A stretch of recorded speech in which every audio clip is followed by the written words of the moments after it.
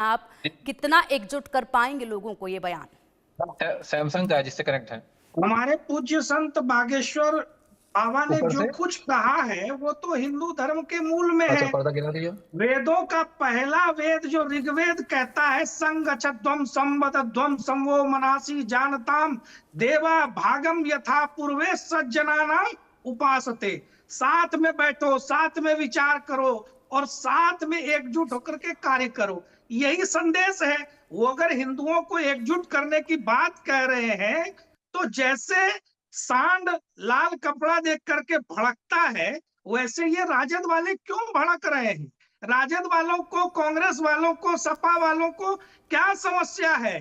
एक तरफ तो उनको देश के लुटेरों के, आक्रांताओं के महिमा मंडन का शौक चढ़ा हुआ है, औरंगजेब में उनको अपना बाप नजर आता है। दूसरी तरफ अगर हिंदुओं को एकजुट करने की बात कोई कहता है तो पूरा ये जो विपक्ष है ये अपना हिंदू विरोधी चेहरा लेकर क्यों प्रस्तुत हो जाता है?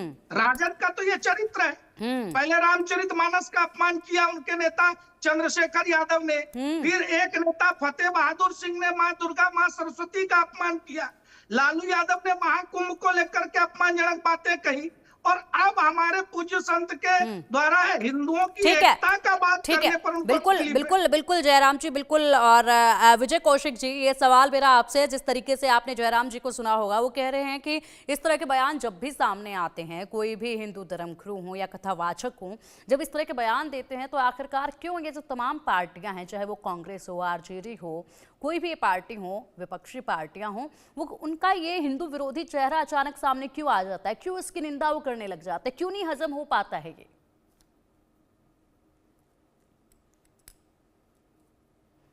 विजय कौशिक जी, आपकी आवाज नहीं आ पा रही है, अनम्यूट कीजिएगा।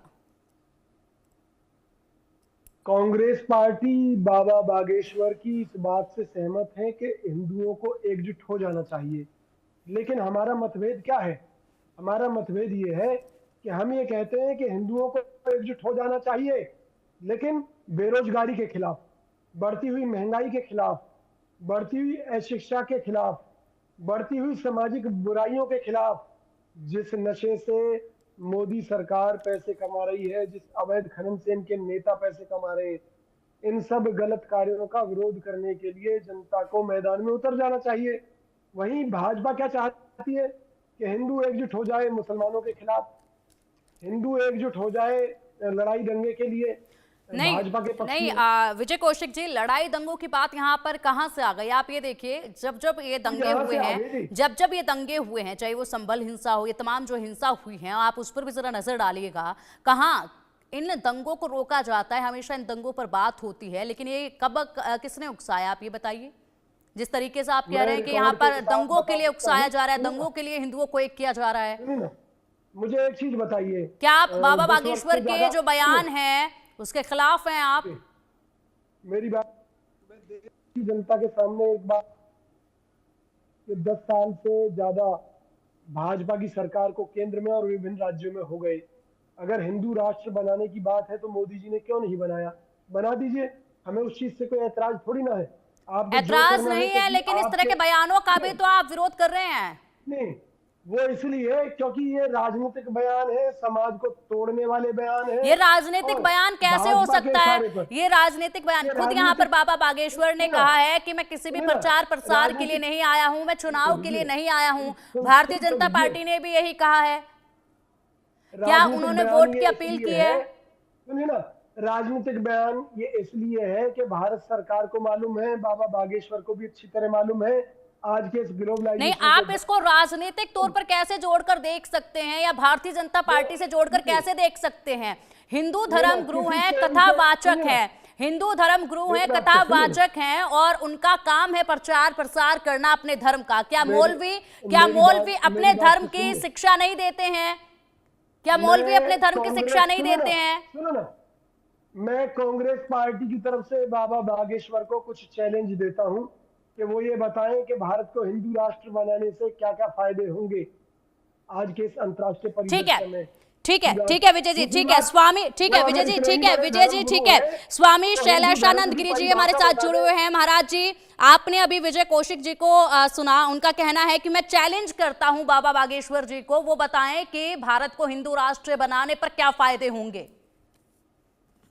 जी बिल्कुल पिंकी जी, एक बात स्पष्ट समझिएगा कि संघ की शक्ति की जो हमने बात कही है उसका कारण भी है।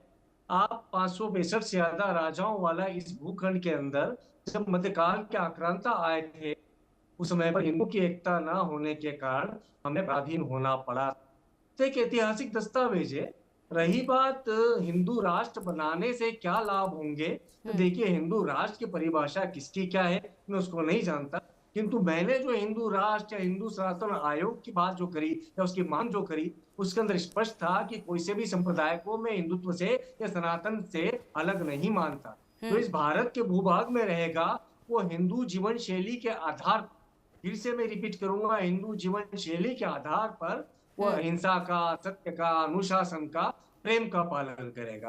क्योंकि हिंदुत्व आदरणीय एक स्वामी जी ऐसी के मुताबिक भारत आज भी जिससे हिंदू राष्ट्र है, पूरे विश्व का फिर इसको अलग से दुकान चलाने की जरूरत क्या है बाबा बागेश्वर को?